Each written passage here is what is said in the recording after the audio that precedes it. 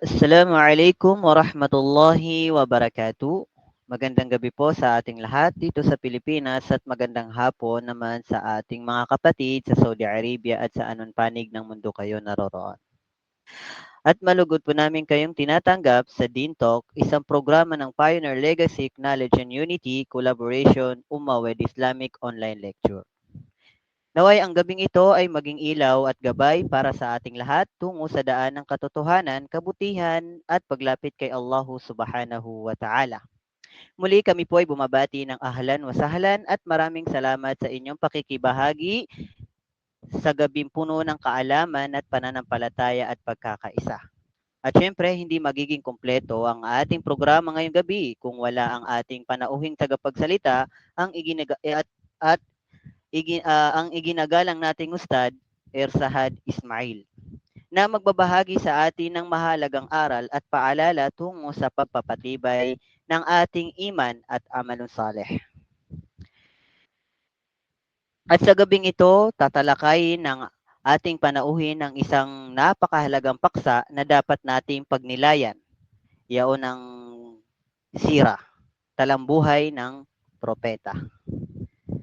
So halina't manatili po kayong nakatutok at makiisa sa ating makabuluhang talakayan na tiyak na magpapalalim sa ating pag-uunawa sa din at pagpapatibay ng ating relasyon kay Allah Subhanahu wa Ta'ala. So hindi na po natin papatagalin ang gabing ito. Ang mikropono ay atin na pong ibinibigay sa ating butihing tagapagsalita na si Sheikh Irsahad Ismail. Falyatafaddal mashkuran ma'jura.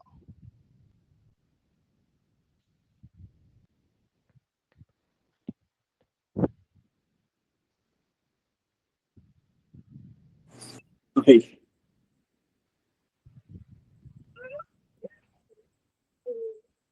Alhamdulillah Rabbil Alamin wassalatu wassalamu ala Rasulillah wa ala alihi wa sahbihi ajma'in. Amma ba'd. Assalamu alaikum warahmatullahi wabarakatuh. Unang-una sa lahat ay purihin natin ang Allah Subhanahu wa Ta'ala dahil muling pinahintulutan ng Allah Subhanahu wa Ta'ala na tayo ay magtipon-tipon muli para idaos itong isang bagay na kinalulugdan ng Allah Subhanahu wa Ta'ala, itong pananaliksik ng kaalaman na makakuha tayo ng aral at mga paalala patungkol sa ating rinong Islam. Okay. Bali ngayon, itutuloy natin yung ating naunang discussion patungkol sa sira, specifically patungkol sa tinatawag na yung pinagmulan na lahi ng Propeta Muhammad SAW. Okay? Kaya aking hilingin dun sa ating MC no na kanyang i-present or yan niya present niya yung ano natin yung ginamit natin nakaraan. Naam ya Sheikh, intadiro Sheikh. Okay. Sige. Okay, habang inaano niya, kakaroon tayo ng parang mga naging insights natin noong nakaraan. Okay, bilang pagbabalik tanaw, no, na pag-aralan natin or diniscuss natin nakaraan ng last na meeting patungkol sa mga pinagmulan na lahi ng Propeta Muhammad sallallahu alaihi wasallam. Okay? Bago natin ituloy, bago tayo makapag-proceed, siguro gusto kong magtanong sa inyo, no? Magtanong sa inyo, kumbaga bilang review, kung ano ba yung mga naintindihan ninyo, ano ba yung natutunan nyo nakaraan patungkol sa mga lahing pinagmulan ng Propeta Muhammad sallallahu alaihi wasallam. Kumbaga in your own words. Okay? Pwede kayo mag-rely dyan sa nakikita ninyo, pero mas mainam kung ano, sabihin ninyo in your own words, no? Baka may gusto mag-volunteer bago tayo mag-proceed, bago natin i-continue yung discussion natin. Sige. May gusto bang sumagot?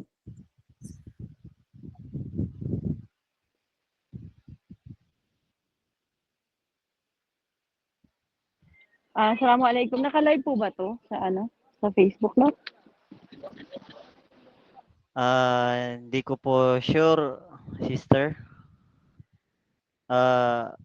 Ustad Sheikh Abu Bakar, nakalay po ba daw?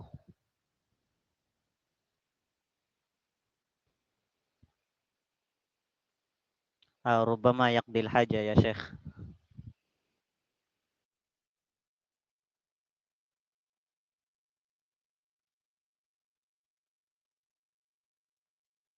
I-check ko lang. Nag-CR siguro ang ating president.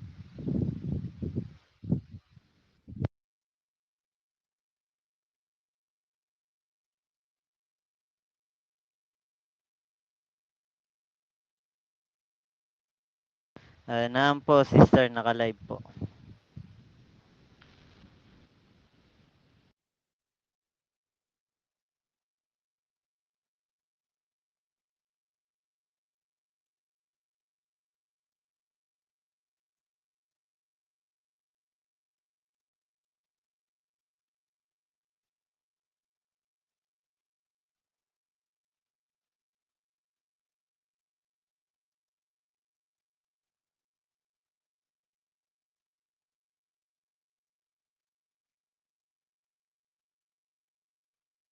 Aywa, naam.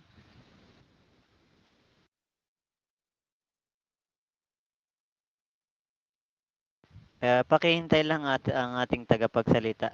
Nawala siya. Nalaglag po.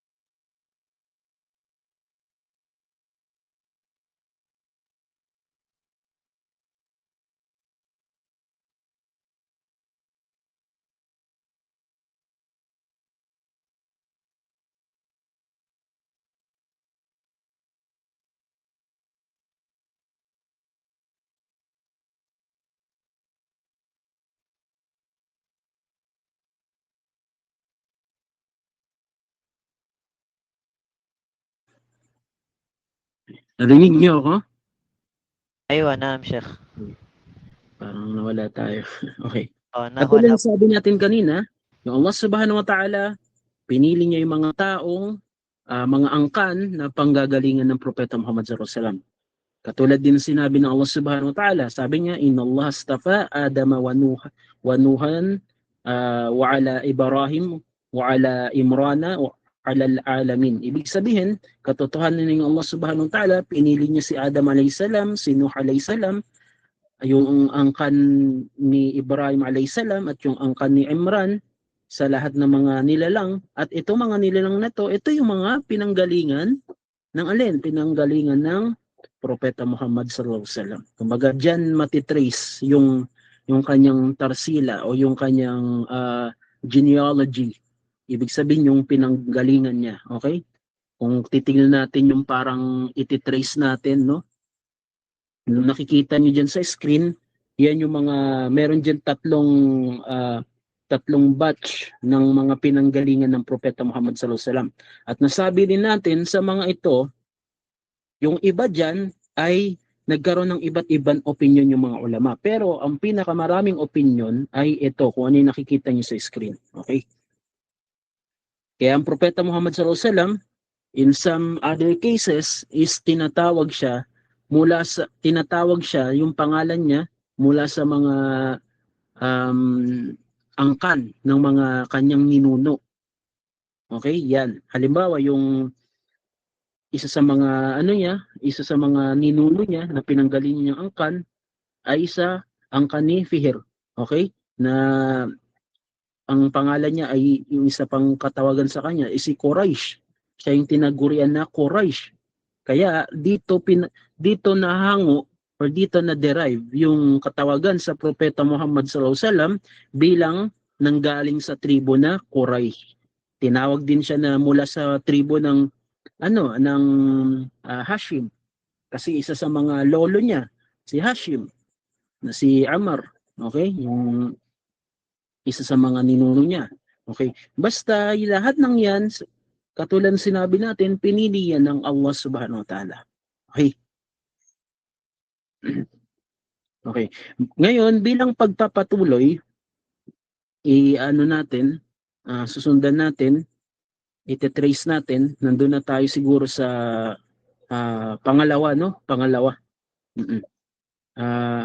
Nabasa ba natin yung pangalawa nakaraan? May nagbasa ba niyan? La adri Sheikh, nasito Sheikh.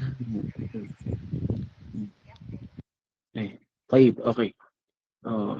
Given na hindi nabasa, baka may gustong magbasa niyan. Pagpalagay parang yung una Sheikh is yung una yung nabasa Sheikh, parang yung una. Yun lang naalala ko, nabasa yung una. Yung pangalawa hindi. Okay.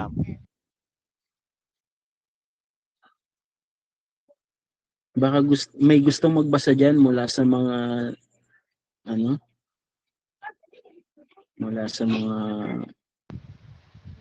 kalalakihan. Meron ba? Kung wala, sige. Inshallah. Naunahan ko na, baka naiya sila Sheikh. Sige. So pangalawa, pataas kay Adnan. Si Adnan ay anak ni Ad bin Humaysi bin Salaman bin Aus bin Baz bin Qamwal bin Ubaid bin Awam bin Nashid bin Haza bin Bildas bin Yadlaf bin Tabikh bin Jahim bin Nahish bin Makhi bin Aid bin Abqar bin Ubaid bin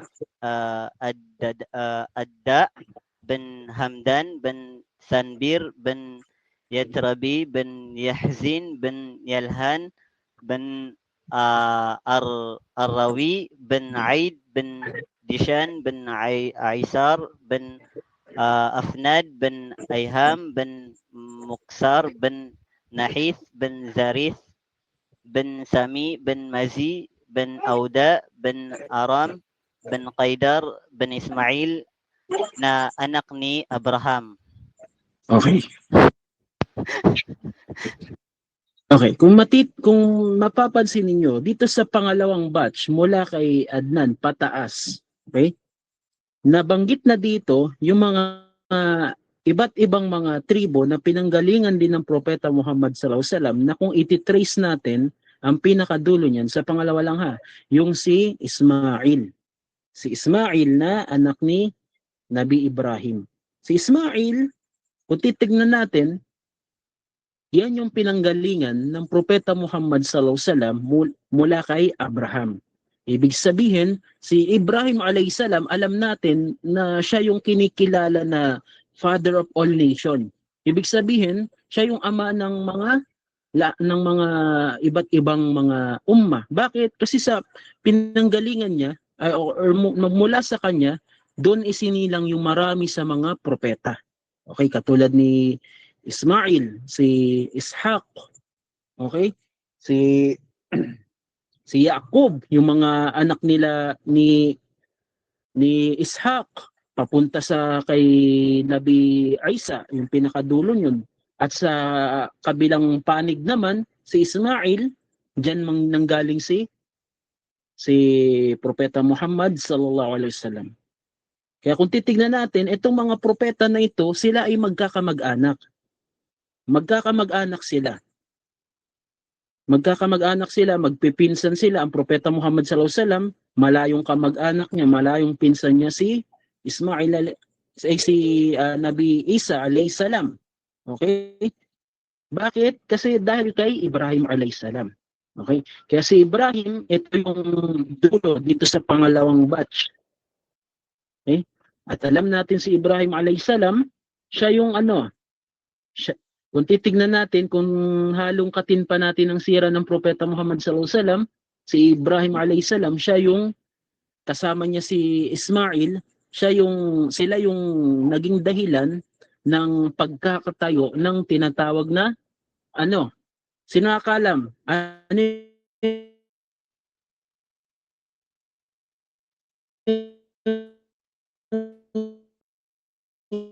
ipinatayo? Sautuka munqati ya Sheikh. Ha? Napuputol po yung boses nyo. May napuputol ba? Na Okay. hindi naintindihan dun sa ano. Sabi natin, si Ibrahim alayhisalam, ito yung dulo ng pangalawang batch dito, pataas kay Adnan. Bakit? Kasi si Ibrahim alayhisalam, siya yung marami siyang mga naging angkan. Mula sa kanyang angkan, sinilang ang mga propeta. Mula sa anak niyang na si Ishaq, nandyan nang galing sila Yaqub, at yung mga anak nila, mga apo nila, na mga propeta rin, hanggang sa pinakadulo nun ay si Isa alayhisalam. Sa kabilang parte naman, si Ismail alayhisalam, diyan nang galing yung Propeta Muhammad sallallahu alaihi wasallam. Kaya kung titingnan natin, ang Propeta Muhammad sallallahu alaihi wasallam, meron siyang, kumbaga related siya sa iba pang mga propeta. Okay? Malayong kamag-anak or malayong pinsan niya. Halimbawa si Isa alayhisalam, isa yan sa mga malayong pinsan niya. Si Isa alayhisalam. Okay? Ngayon, dahil sa sinabi natin ng Allah Subhanahu wa Ta'ala, pinili niya yung mga mainam na tao para maging angkan ng Propeta Muhammad sallallahu alaihi wasallam. At dito kay Ibrahim nagtatapos or dito nagmumula kay Ibrahim alayhisalam. Bakit? Si Ibrahim alayhisalam, mula sa kanyang anak na si Ismail alayhisalam, nung kasama niya, nagpunta sila saan? Nagpunta sila sa lugar ng Arab, okay? Lugar ng Arabo, yung pinanggalingan ng, kumbaga, dyan umusbong yung mga tribo sa Arabo. Bakit? Dahil kay Ibrahim alayhisalam.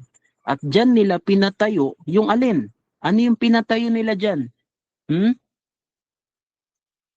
Ano yung pinatayo?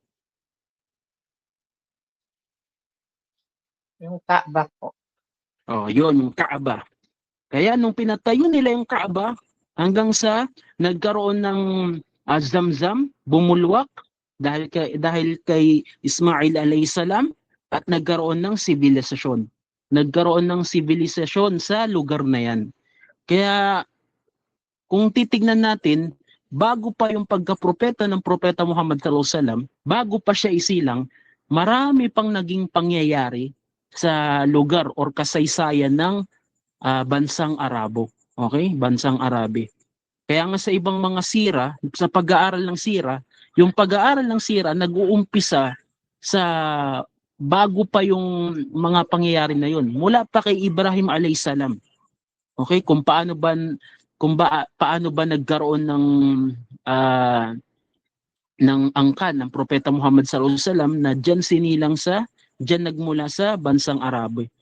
Kaya pinag-aaralan din sa ibang pag-aaral ng sira or history, pinag-aaralan din yung kalagayan ng bansang Arabe, yung paano ba nagkaroon ng civilization dun sa lugar na yon. Basta si Ibrahim alayhisalam siya ang nagdala. Siya ang nagdala diyan. Okay? Siya ang nagtatag ng civilization diyan. Okay? Hanggang sa nagkaroon ng maraming tao. Sa mga tao na musbong doon, ito yung mga pangalan o mga angkan, mga tribo na pinili ng Allah Subhanahu wa Ta'ala. Okay? Si Ismail nagkaroon ng anak si Qaidar. Si Qaidar nagkaroon ng anak si Aram. Okay? Hanggang pababa, hanggang kay Adnan. Kaya kung titignan natin, itong mga tao na to, sila ay mga mula rin sa angkan ng mga nabi, angkan ng mga propeta. Okay, galing sila sa angkan ng mga propeta. Ngayon baka malito kayo, Ustad, paano nangyari yun na mula pala sila sa angkan ng propeta pero sila ay naging mga pagano? Okay, naging pagano sila. Bakit? Paano sila naging pagano? Kasi nandun na yung maraming mga factors, okay? Nandun na yung factors na wala silang kaalam-alam sa kung ano ba yung mensahe, yung ano ba yung dinala na milla or relihiyon ni Ibrahim alayhisalam. Okay? Wala silang idea tungkol dyan at nandun na rin yung waswas ng shaitan, nandun na yung iba't ibang mga dahilan kung bakit sila nalihis. Okay? Kaya dyan sa pagpapadala sa Propeta Muhammad sallallahu alaihi wasallam dahil sa panahon na yun, kumbaga sa panahon na yun masyadong laganap na yung shirk, yung kawalang katarungan sa lahat ng mga tao, sa lahat ng panahon, sa lahat ng lugar sa ah, sa lugar na yun, sa pinanggalingan ng Propeta Muhammad sallallahu alaihi wasallam, kaya ipinadala ang Rasulullah sallallahu alaihi wasallam bilang awa sa sanlibutan. Kaya kung titignan natin yung pagkapanganak ng Propeta Muhammad sallallahu alaihi wasallam, yan ay dahil sa huling misyon, huling tawag doon, huling mensahe na ibibigay ng Allah Subhanahu wa Ta'ala. At dahil sa pagkakapadala sa Propeta Muhammad sallallahu alaihi wasallam, kumbaga yan na yung khatam, yung pinakahuli, yung pinaka-seal, kumbaga panglock na hindi na magkakaroon ng susunod na propeta. Okay? Hindi na magkakaroon ng susunod na propeta pagkatapos ng Propeta Muhammad sallallahu alaihi wasallam. Okay. Ngayon, pagdating naman dito sa pangatlo, baka gustong may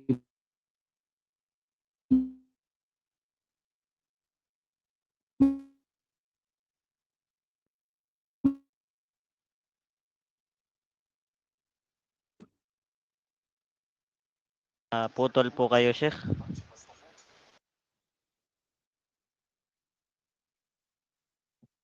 naputol ba ako? Opo, naputol po kayo. Meron ba akong sinasabi na hindi narinig? Parang yung sabi niyo, Sheikh, kukuha kayo ng magbabasa, Sheikh. Oh, yes. Yun po. Baka may gustong magbasa sa pangatlo. Mga kalalakihan, meron po ba?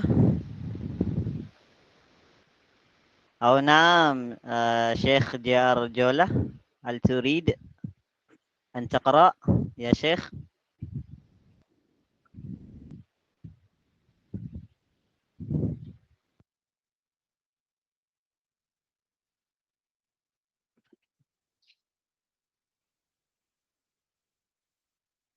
أيوة Busy مشغول. din. أيوة نعم يا شيخ. Tuloy ko na lang, Sheikh. Sige. Pangatlo, pataas kay Abraham, siya ay si Bentarih na nagngangalang Azar, bin Nahur, bin Saru o Saruq, bin Raw, bin Falikh, bin Abir, bin Shalikh, bin Arfakhshad, bin Sam, bin Nuh, bin Lamik, bin Mutwashlakh, bin Akhlukh, na sinasabing si Propeta Idris, bin Yarid, bin Mahlayl, bin Qainan, bin Anushah, bin Shit, bin Adam. Okay. Bale yun. Habang tumataas tayo, dito sa pangatlo, na uungkat na natin yung trace ng pinanggalingan ng Propeta Muhammad sallallahu alaihi wasallam hanggang makarating tayo kay Adam alayhi salam. Okay? Na alam natin siya yung pinakaunang nabi at siya yung pinakaunang tao na nilikha ng Allah Subhanahu wa Ta'ala. Okay. Dito kay Nabi Ibrahim alayhi salam, bago siya magkaroon ng paglalakbay papuntang sa Arabia, yung sibilisasyon na pinanggalingan ni Ibrahim alayhi salam, ayon sa mga historian, no, yun ay malayo sa Arabian Peninsula, sa bansa ng Arabo. Pero magkakalapit lang din yun. Kung familiar kayo sa tinatawag na Babylonia, okay? Sinong familiar? Meron ba nakarinig na nun? Babylonia. Ayon sa mga historian, yan yung pinanggalingan na civilization ni Ibrahim alayhisalam. At sa civilization na yun, mga ancient civilization na yun, marami doon ang mga taong ah, sumasamba sa Diyos-Diyosan. Sumasamba sa Diyos-Diyosan. Although meron ng wahi bago pa si Ibrahim alayhisalam, okay, meron ng mga naunang revelasyon mula sa Allah subhanahu wa ta'ala, katulad ng mga yung mga nauna pang mga revelation or mga wahi galing sa Allah subhanahu wa ta'ala. Pero si Ibrahim alayhisalam, ipinadala siya. Bakit? Dahil sa mga dhul na laganap sa panahon niya at yung bago yung panahon niya. Kaya sa pagitan ni Ibrahim alayhisalam, pati ni Nuh alayhisalam, diyan ay naging laganap yung shirk. Naging laganap yung dhul. Lalong-lalo na yung dhul sa Allah subhanahu wa ta'ala, which is yung shirk. Pag sinabing dhul, yung kawalang katarungan sa Allah subhanahu wa ta'ala, yun yung shirk. O kaya kawalang katarungan sa mga tao, yung laganap yung kaguluhan, pagpatay, pandaraya, o kung ano-ano pa. Okay. Bali, sa pagitan ni Ibrahim alayhisalam, matitrace natin pataas na siya ay nanggaling din kay Nuh alayhisalam. Kaya ito yung sinasabi natin, ang mga propeta, hindi yan basta pinili na wala silang kaugnayan sa bawat isa. Magmula kay Propeta Muhammad sallallahu alaihi wasallam, paakyat, siya ay nagmula sa kay Ismail. Din si Ismail, anak ni Ibrahim alayhisalam, si Ibrahim alayhisalam nagmula sa kay Nuh alayhisalam, na isa ring nabi ng Allah. Kaya dito maano rin natin, mahihinuha natin na ang mga propeta pala ay magkakaugnay. Kaya nga wala diyang makapagsabi na ako ay isang propeta, pero nagaangkin na siya pala ipekeng propeta. Hindi naman siya nanggaling, wala naman siyang pinanggalingin na na mga nabi. Hindi siya mula sa angkan ng mga nabi. Okay? Bali, yun yung natin, yun yung maksud natin doon. Ang Propeta Muhammad sallallahu alaihi wasallam, galing siya sa mga mainam na angkan at mainam na tao, at particularly yung mga propeta. Okay? Mga propeta. Kaya dito makikita natin kay Ibrahim alayhisalam paakyat papunta kay Nuh alayhisalam. Okay? Si Nuh alayhisalam, bago siya nagkaroon, yung tatay niya si Lamik, okay? Itong si Lamik, ang kanyang tatay naman ay si Mutwashlak. Actually, itong mga pangalan na ito, hindi to Arabic.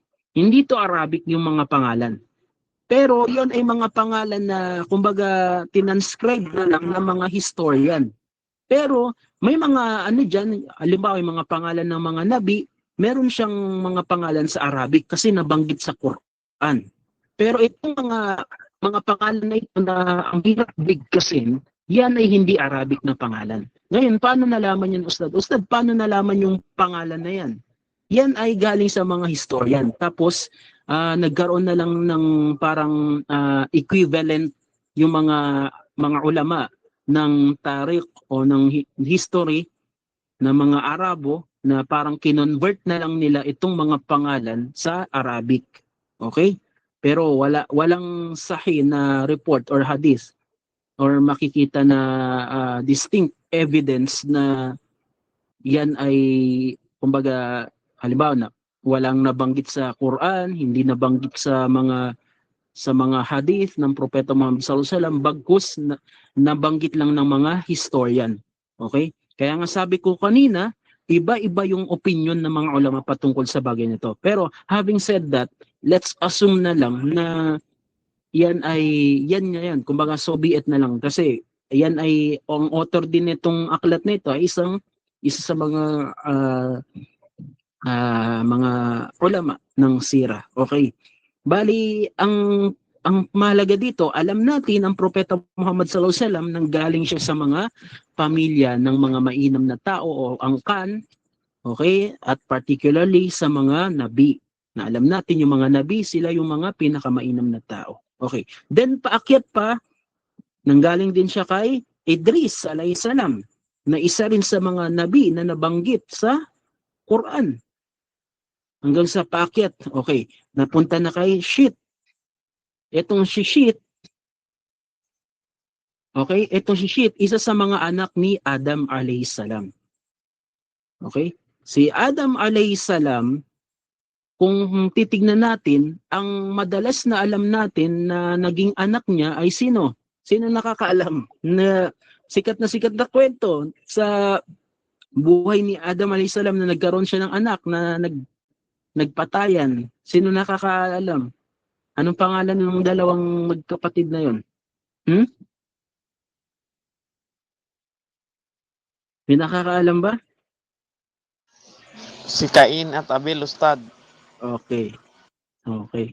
Si Cain pati si Abel, pero sa Arabic si Qabil pati si Habil. Okay? Bali yung dalawa na yun yung madalas na alam natin or kadalasan alam ng mga tao na anak ni Adam. Pero meron pa siyang isang anak na si Shit na sa kapalumitaw nung panahon na namatay na si Habil. Okay? Nagkaroon pa sila ng anak, si Adam alayhisalam. At itong si Shit, isa sa mga isa sa mga naging mission niya sa kanyang pagkapropeta na nabanggit sa ibang mga tafsir Ibn Kathir, pati sa tafsir Al-Tabari. Okay. Na isa sa mga mission ni Shit ay yung ipalaganap niya yung mensahe na nanggaling sa kanyang tatay na si Adam alayhi salam. Okay? Yung tauhid, yung kaisahan ng Allah subhanahu wa ta'ala. Kaya sinasabi ng mga ulama, itong si Shit ay kabilang din siya sa mga propeta. Okay? Opinyon ng mga ulama, itong si Shit ay kabilang din sa mga propeta. Siguro hindi natin alam. Kasi bakit? Yung pagiging propeta niya, hindi nabanggit sa Quran. Pero sabi ng mga ulama, ibang mga ulama, si Shit na anak ni Adam alayhis salam ay kabilang din sa mga nabi. Naintindihan? Ngayon nyo lang ba nalaman yun? Or sino nakakalam nito? Si Shit na anak ni Adam alayhis salam ay kabilang sa mga propeta. Okay.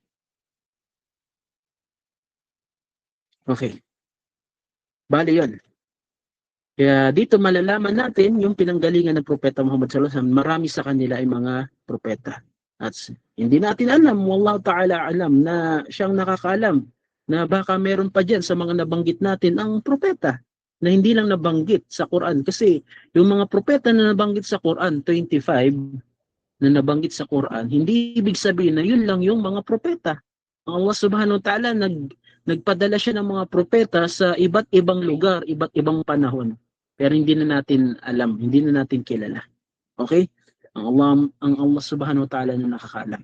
Pero ayon sa opinion ng mga ibang mga ulama, si Shit na anak ni Adam ay kabilang din sa mga propeta. Okay? Mga salih, mga mga mainam na tao. Okay? Bali yan yung angkan na pinanggalingan ng propeta Muhammad sallallahu alaihi wasallam pataas papunta kay Adam alayhis salam. Okay. Naintindihan? Mayroon ba kayong may gustong magtanong sa inyo? Bago tayo mag-proceed.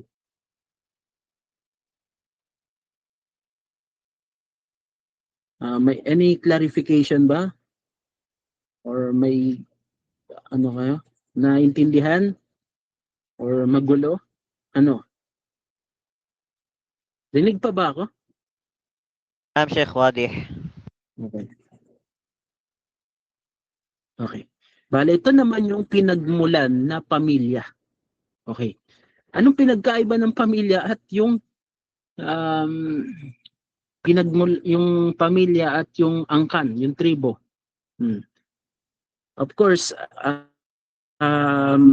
kung pag-common na sa atin to, na alam na natin to, pag sinabing pamilya, yan yung mismo na direct na angkan ng propeta Muhammad sallallahu alaihi wasallam. Okay? Yung kumbaga, yan yung mga immediate family ng propeta Muhammad sallallahu alaihi wasallam.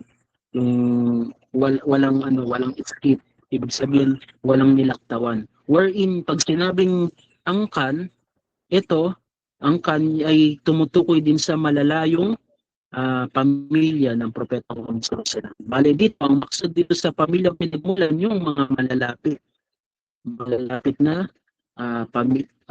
angkan ng Propeta Muhammad sallallahu alaihi wasallam. Katulad nito si Hashim na isa sa mga lolo ni Propeta Muhammad sallallahu alaihi wasallam na anak ni Abdul Manaf. Okay? Abdul Manaf. Bali, medyo mahaba, hindi na natin siguro basahin, pero at least makilala nyo. Yan. Kay Hashim, unang sa skip, papunta tayo dun sa immediate family talaga. Yan yung una, si Hashim. Kung gusto nyong maano pa yung more details pa tungkol sa kanya, pwede nyong i-screenshot, basahin nyo na lang. Okay, then next, yan nyo, ipakibaba. Pwede baba. Yan. Si Abdul Muttalib. Yung lolo. Ang tawag doon, yung first degree na lolo ng Propeta Muhammad sallallahu alaihi wasallam. Yung tatay ng tatay niya.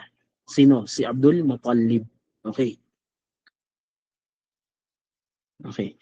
Bale ito si Abdul Muttalib, sa lahat ng mga lolo niya, ito lang yung naabutan niya. Ito lang yung naabutan niya. Si Abdul Muttalib. Yan natin, at least nakilala natin. Medyo mahaba kasi yung kwento niyan, kaya ano tayo. Skip natin. Ay na, wasal na siya. Baba ko pa, Chef? Oh, sige. Baba mo pa.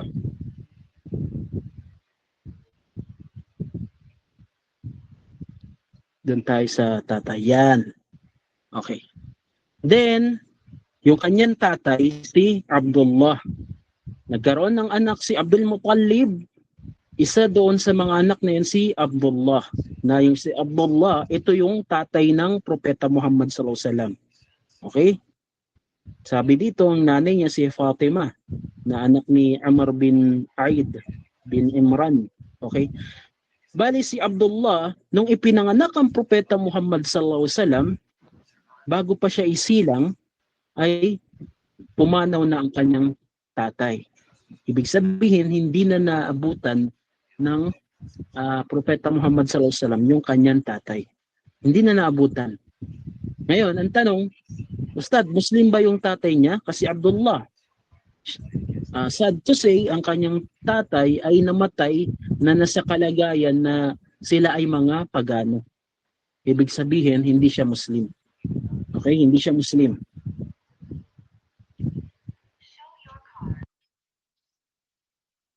Kaya ang ano dito, ang hikmah dito, para baga sasabihin o magkakaroon tayo ng tanong, Ustad, bakit ganun ang tatay ng Propeta Muhammad sallallahu alaihi wasallam hindi Muslim? Pero siya yung pinakauling propeta. Paano nangyari yun? Kumbaga, maguguluhan tayo. Yan, unang-una, yan yung pinahintulutan ng Allah subhanahu wa ta'ala. Yan yung kanyang yung kanyang itinakda. Na kahit paano, meron tayong mapupulot na hikma or wisdom sa bagay na ito. Bakit? Kasi ibig sabihin, ang Propeta Muhammad sallallahu alaihi wasallam, sa pagiging propeta niya, kaya siya naging, para alam natin, ang mga propeta, kaya yan pinili ng mga propeta. Isa sa mga common sa kanila, hindi sila nakagawa ng shirk. Hindi sila nakapagtambal sa Allah subhanahu wa ta'ala. Lahat ng mga propeta, hindi sila nakapagtambal sa Allah subhanahu wa ta'ala. Kumbaga, malinis sila mula sa bagay nito. Kaya sila naging propeta. Yan yung isa sa mga katangian ng mga propeta. Okay? Hindi sila nakagawa or hindi sila dumaan sa kasalanan na shirk. Ibig sabihin, pinanganak sila na meron silang fitra hanggang sa hindi nawala yung fitra sa kanila, yung likas na pagkamuslim. Hindi nawala at hindi sila dumaan sa nagkaroon sila ng kasalanan na shirk. Wala silang ganun na kasalanan. Okay. Bali, ang Propeta Muhammad sallallahu alaihi wasallam, yung kanyang tatay, ganun din yung kanyang nanay, sila ay hindi sila sumamba sa kaisahan ng Allah subhanahu wa ta'ala. Although marami sa kanila ang kumikilala sa pagiging pagiging tagapaglikha ng Allah subhanahu wa ta'ala, ngunit hindi sila sumasamba sa Allah subhanahu wa ta'ala. Paano natin maintindihin yun na, Ustad, paano yun? Kinikilala nila ng tagapaglikha, pero hindi nila sinasamba. Okay, para mas maintindihan natin, kung nakapag-aral kayo sa tauhid, di ba meron tinatawag na tatlong bahagi ng tauhid? May rububiyya, merong uluhiyya. Okay? Na kailangan yung tatlong bahagi na yun ay para masabi na ikaw ay tawag doon, nasa tauhid, kailangan yung tatlo na yon walang naiiwan. Okay? Ngunit may mga tao, mga naunang tao na naniniwala nga sila sa pagiging tagapaglikha ng Allah subhanahu wa ta'ala, pero ibig sabihin naniniwala sila sa rububiyya, ngunit hindi sila naniniwala sila sa tauhidul uluhiyya. Hindi nila sinasamba yung Allah subhanahu wa ta'ala. Alam nila na tagapaglikha yung Allah subhanahu wa ta'ala, ngunit nakakagawa sila ng shirk sa pamamagitan ng pagkakaroon nila ng pagtatambal sa Allah subhanahu wa ta'ala. Bakit? Kasi meron pa silang ina-associate na iba pang entity maliban sa Allah subhanahu wa ta'ala. Meron silang mga Diyos-Diyosan. Pero kinikilala nila na ang Allah subhanahu wa ta'ala ang tagapaglikha. Pero meron lang talaga silang iba pang pinaniniwalaan. Kumbaga sila ay mga polytheismo. Marami silang sinasamba. Marami silang pinaniniwalaan na Diyos o tagapaglikha o mga Panginoon. Okay? Ganun ang mga tao na yun. Kaya nga kahit sa panahon ng Propeta Muhammad SAW, meron din mga tao sa panahon niya na ganun yung kalagayan ng mga musyrik. Na yung mga musyrik na yun ay dumadating pa sa punto na nagtatawaf din sila sa Kaaba. Yung mga musyrik nagtatawaf sa Kaaba. Kahit bago pa mabuhay ang Propeta Muhammad SAW, ultimo, itong pamilya ni Abdullah, yung mga Banu Quraysh, kabilang sila sa mga musyrik na nandoon sa Makkah na naniniwala sila doon sa Kaaba na yun ay ipinatayo ni Ibrahim alayhisalam. Kumbaga alam nilang ninuno nila si Ibrahim alayhisalam, pero hindi sila naniniwala sa kaisahan ng Allah subhanahu wa ta'ala. Okay? Kaya makikita natin, kasi baka malito tayo na nagtatawap pala sila Ustad, bakit hindi sila Muslim? Kasi naniniwala sila sa ninuno nila na si Ibrahim alayhisalam, kaya ganun nila pinapahalagahan yung Kaaba, okay? At nagtatawaf sila diyan, pero hindi nila sinasamba yung Allah. Kinikilala lang nila na tagapaglikha ang Allah, pero hindi nila sinasamba. Bakit? Kasi marami silang mga ibang mga Diyos-Diyosan, mga ribulto. At yung mga ribulto na yun, nilalagay nila or dinidisplay nila doon sa Kaaba. At nagtatawaf sila. Okay? Kaya ganyan ang kalagayan ng Kaaba nung panahon ng bago pa isilang ang Propeta Muhammad SAW. Okay?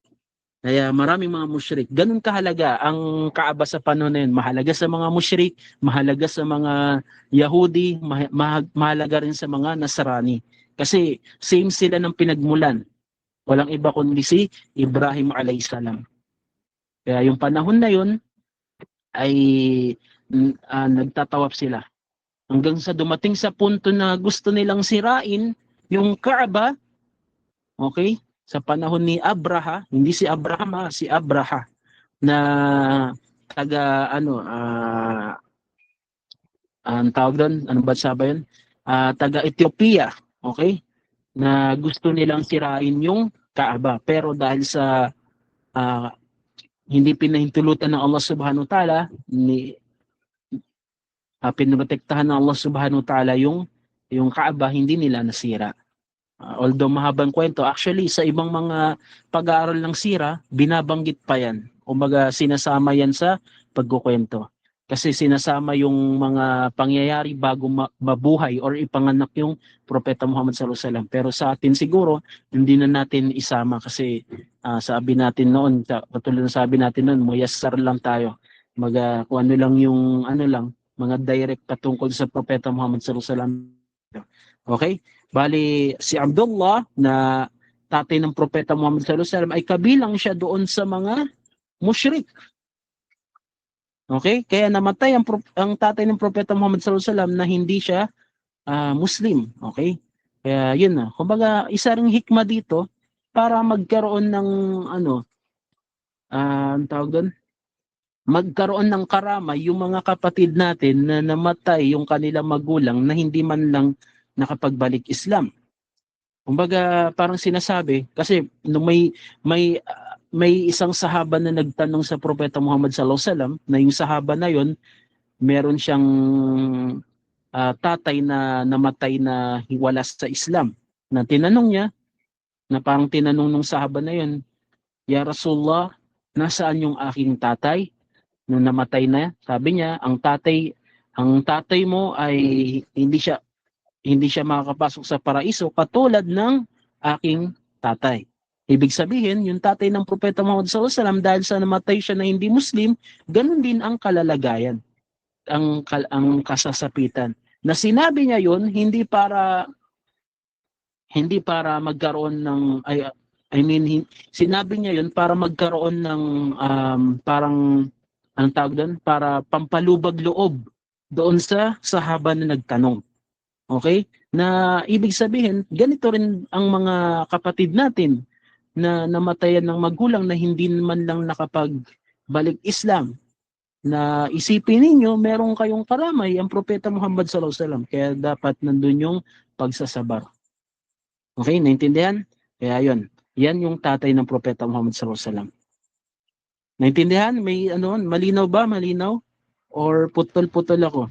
Wade. Parang Wade, Sheikh. okay.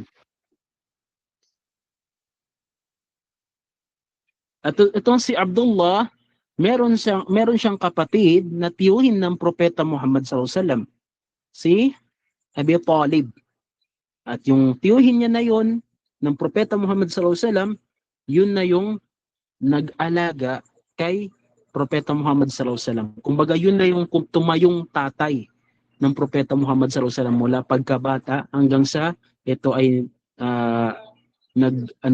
tumanda na. Okay? Next.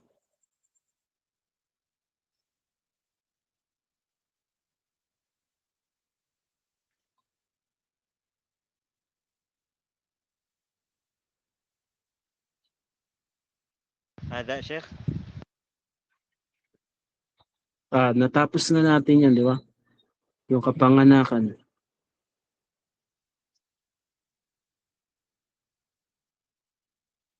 Okay.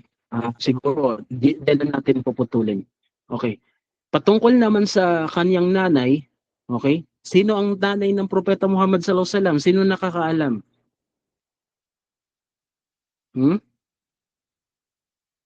May nakakaalam ba? Sa nanay ng Propeta Si Amina, Sheikh. Muhammad sallallahu alaihi wasallam?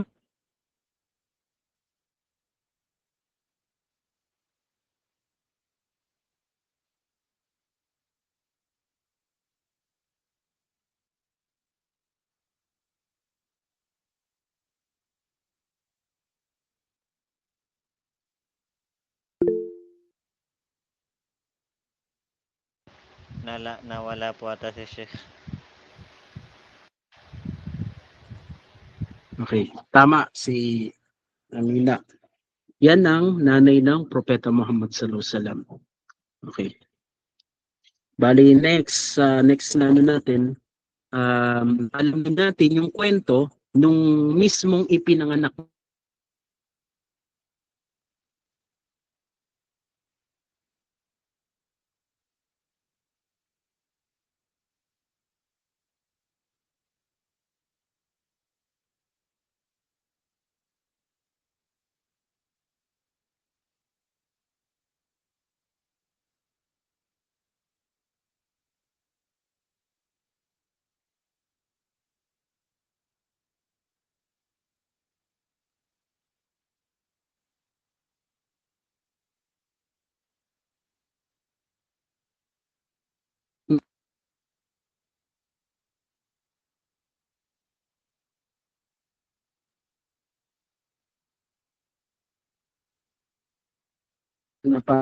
Putol-putol kayo, Sheikh. Doon lang tayo sa Arabic. Kasi same lang naman.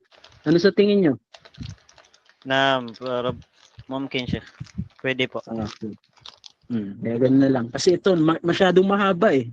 Naam. Masyadong mahaba. At least yung dun sa ano natin, Arabic, ay yun ay pwede nating isummarize. Bali, inshallah, sa next na ano natin, topic natin, mag-move forward na tayo doon sa kaganapan nung panahon na mismong ipinanganak ang Propeta Muhammad sallallahu alaihi wasallam.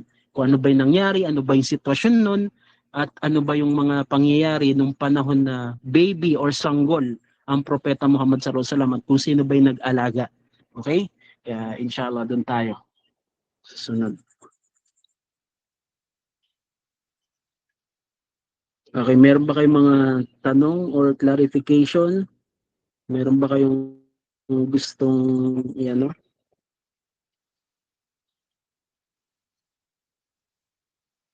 Bago natin hintayin, Sheikh, alisin ko na yung kitab, Sheikh. Sige, pwede na. Pwede na. Hmm.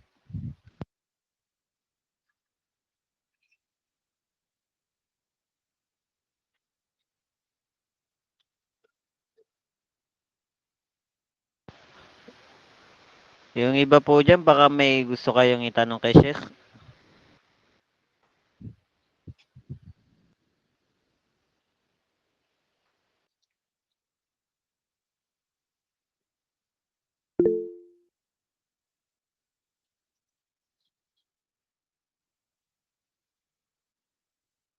So, Sheikh, ang gustong itanong ng ating sister, yung father po ba mismo ng Rasul ang hindi Muslim po o yung lolo niya lang po? Okay. Yung father ng Propeta Muhammad sallallahu alaihi wasallam hindi Muslim, ganun din ang kanyang lolo. Okay? Ganun din ang kanyang lolo. Sila, yung mga Banu Quraysh, nung panahon na yon, yung Banu Quraysh, sino ba yung mga Banu Quraysh? Para malaman natin kung sino yung kabilang sa mga Banu Quraysh, ibig sabihin, tignan natin yung diagram dyan, yung pinanggalingan ng Propeta Muhammad. Magmula doon kay Fihr na si Quraysh, pababa hanggang sa Propeta Muhammad sallallahu alaihi wasallam, lahat ng yon ay Banu Quraysh. At yung Banu Quraysh, before pa ipanganak ang Propeta Muhammad sallallahu alaihi wasallam, sila ay mga musyrik. Narinig ako? Aywa, Sheikh, wadeh. Okay. Dahil sila ay mga musyrik, therefore sila ay hindi Muslim. Musyrik sila. Pag sinabing musyrik, sila yung mga taong nagsishirk. Nagsishirk sila. Nagtatambal sa Allah subhanahu wa ta'ala. Okay? Kaya sa mga Banu Quraysh, ang Propeta Muhammad sallallahu alaihi wasallam ang hindi musyrik. Hindi siya musyrik. Kasi meron siyang fitra, about tao naman may fitra sa pagkakasilang. At nanatili yung fitra niya na yun hanggang sa mahirang na siya na propeta. Ibig sabihin yung tatay niya, yung lolo niya, yung tiyuhin niya, yung mga ninuno niya, mga nauna pang ninuno niya, okay, sila ay mga musyrik. Next, inshallah, darating din tayo sa parang more detailed patungkol sa bagay na yan. Kasi kung i-ano natin, madudugtungan natin yung pag-aaral natin sa sira, darating tayo sa punto na magdadaawa ng Propeta Muhammad sallallahu alaihi wasallam sa mga ano niya, katribo niya, sa mga Quraysh, hanggang sa nahati yung Quraysh, may mga Quraysh na kumampi sa kanya, nagbalik Islam, meron din mga Quraysh na kumalaban sa kanya. Lalong-lalo na yung mga tiyuhin niya, yung mga kapatid ng tatay niya, pinsan ng tatay niya, mga kamag-anak ng tatay niya. Ibig sabihin, kamag-anak ng Propeta Muhammad sallallahu alaihi wasallam, marami siyang naging kaaway or kalaban mula sa mismong sariling angkan niya. Kaya yan ang tutunghayan natin. Okay? Aywa, jazakallahu khairan, Sheikh. Next question, Sheikh. Galing ulit sa ating sister. Assalamualaikum po, Ustad. Ask ko lang po. Okay lang po ba? Kasi ito, Ustad, is out of topic. Hindi angkop sa topic ko nyo ngayon, Sheikh. Okay? Sige po. Ah, ask lang po, ano po ang dua na babanggitin pag nagkakasakit ang mga anak? Okay. Actually, sa taong may sakit, anak mo man o hindi, ipagdua mo na pagalingin, maraming dua na specific para sa mga bagay na yan. Okay? Okay? At marami rin na dua na ituro ang propeta Muhammad sallallahu alaihi wasallam, na yung dua na yon na kumbaga ritual. Pag sinabing ritual, kasi meron kang instruction na gagawin, na halimbawa, kung anong sakit ng anak mo, masakit yung ulo niya, hawakan mo yung ulo niya, then magdudua ka, babasahin mo yung mga sura or mga ayat sa Quran na tinuro din ng propeta Muhammad sallallahu alaihi wasallam. Kumbaga, ito yung tinatawag na prophetic medicine, no? Kung tawagin ng mga ano. Okay. Bali, ang punto natin dito, mahalaga na dapat natin malaman bilang isang nanay, okay? Ang dua natin para sa ating anak, bilang isang magulang, ang dua natin para sa anak, ito ay mustajab. Pag sinabing mustajab, katanggap-tanggap. Meaning to say, magdua ka na sa Allah subhanahu wa ta'ala ng kahit ano para sa anak mo. Lalong-lalo ng kabutihan, halimbawa may sakit, pagalingin ng Allah, mustajab po yan. Kaya, kumbaga, samantalahin natin yung pagiging powerful ng dua ng isang nanay para sa kanyang anak. At pagdating sa mga sakit, maraming itinuro ang propeta Muhammad sallallahu alaihi wasallam na hindi na natin maisa-isa. Pero naalala ko, meron akong post noon na kabilang sa mga ritual na tinuro ng propeta Muhammad sallallahu alaihi wasallam para sa kanya, para gamutin ang may sakit, na yung kasama doon yung mga dua, kasama na doon yung mga sura, kasama na doon yung mga iba pang mga nabanggit ng propeta Muhammad sallallahu alaihi wasallam na dua sa mga hadith na sahih. Okay? Na nandun yung 3 beses ulitin, meron 7 beses ulitin. Okay? Kaya yung mga bagay na yun, marami, actually marami. Kaya siguro, kung emergency talaga, urgent mo na kailangan, pwede natin isend. Okay? Pwede natin isend yan. Wait lang, ano ko, kasi ano ko yun na post ko yun noon. Siguro 3 years ago na. Wait lang, hanapin natin .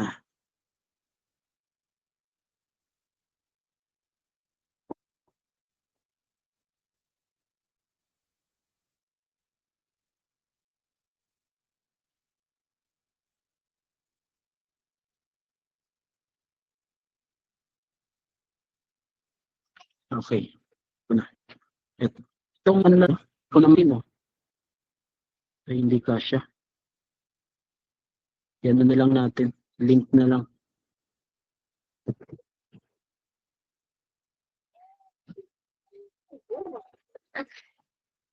Wait lang.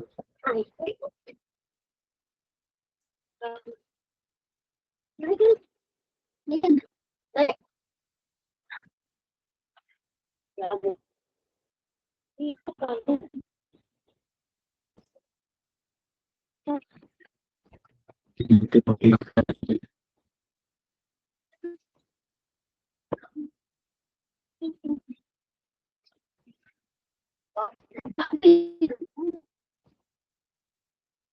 sige, send na lang dito sa ano. Yan ang lang parts by parts. Putol na rin. Nakikita niyo ba?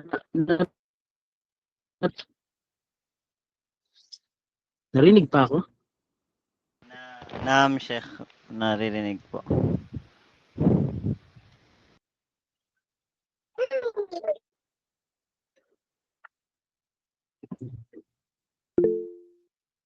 Yan, yun na lang. Pagdugtong-dugtongin nyo na lang, ha?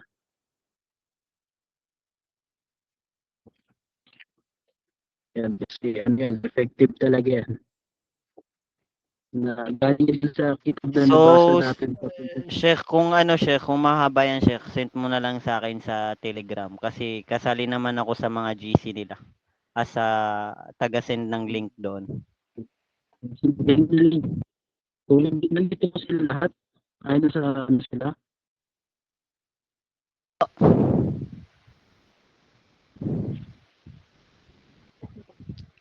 Send ko na lang doon sa may GC nila. Sa Sige. mga kababaihan. I-send ko sa Mga kalala. inyo. Send mo na lang. Send mo na lang. Aywa na, Sheikh. Kasi mukhang Sige. mahaba.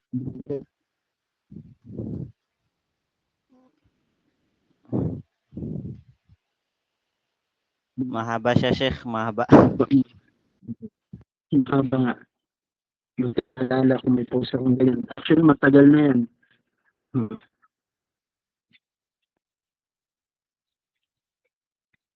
Yan, sinend ko na sa'yo. Sheikh. Inshallah, isisend ko sa grupo nila. Lahat. Yan. Yung mga ano natin na yan ay mga sakit na galing sa, kumbaga natural na sakit lang o kaya sakit na galing sa tao, galing sa shaitan, kahit anong mga sakit. Kasi may mga sakit na galing sa shaitan o kaya sakit na pinahintulutan na ng Allah Subhanahu wa Ta'ala o mga sakit na galing sa tao katulad ng mga evil eye. Okay, yan yung ruqya niya. Okay, yan yung ruqya.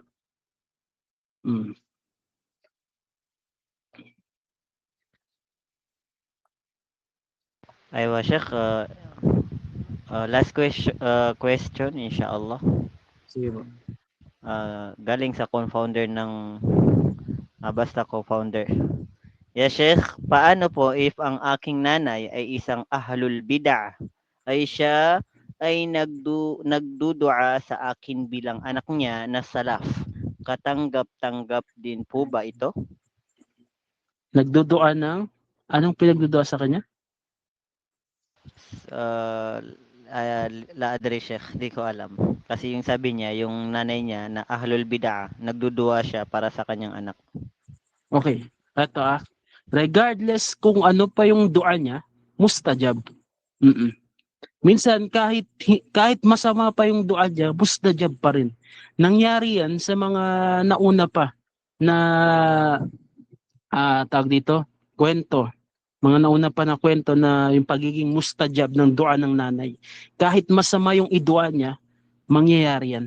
Kaya nga sa nanay, sa magulang, ingatan niya yung sinasabi niya or hinihiling niya. Kumbaga, be careful what you wish for. Ibig sabihin, ingatan ninyo kung ano yung hinihiling ninyo. Kasi kung yan ay para sa anak nyo, tinatanggapin ang Subhanahu wa Ta'ala kahit ano pa, masama.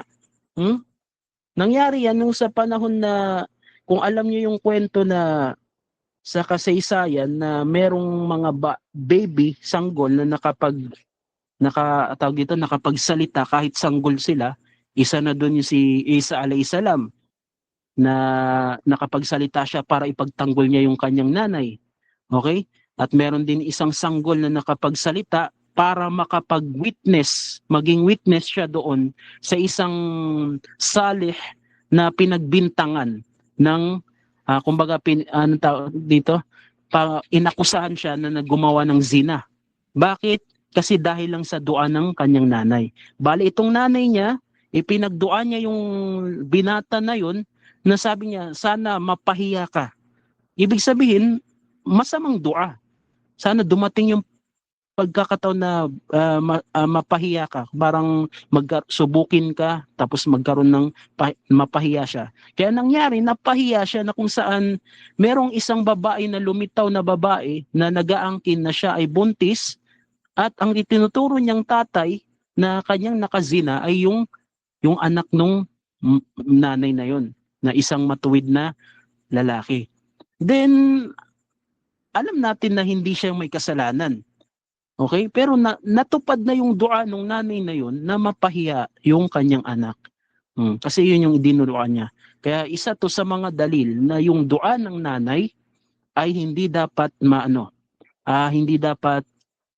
dapat humiling bilang magulang na may masamang mangyari sa anak mo. Kasi minsan yan ay mustajab. Kaya dumating na sa punto na na-clear yung pangalan ng binata na yun nang dahil sa bata na nag-witness para